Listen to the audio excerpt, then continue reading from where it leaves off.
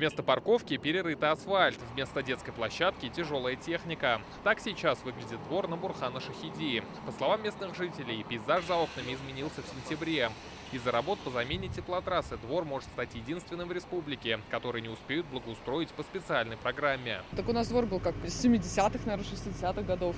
Дети чисто по деревьям лазили, потому что больше делать было нечего. Ну, облезла одна качель была и все. Дома не слышно.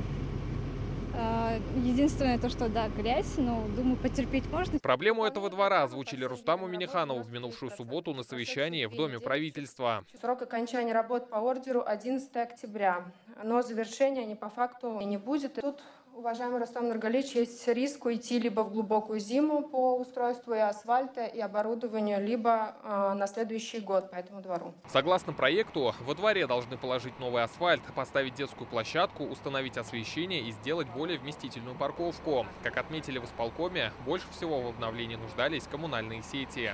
Это замена теплотрассы, замена канализации, замена кабельной линии электропередач.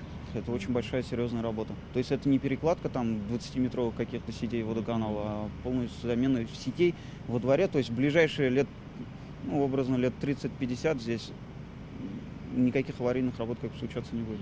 Как отметили в Институте развития городов, обустроенные сети будут подведены к новому жилому комплексу, который строится по соседству. Застройщик Акбарсдом. Здесь же объяснили, почему сорвали сроки такой востребованной у населения программы.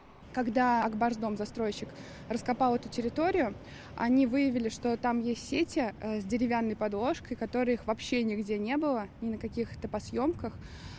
И поэтому, собственно, и произошла такая задержка, потому что по изначальному проекту они должны были завершить до 25 июля. Они раскопали, увидели все, что там происходит, а там и РЖД кабеля, которых нигде не было, и водопровод, который авария случилась прямо тут же на месте, и канализация на деревянных подложках. Это же центр города.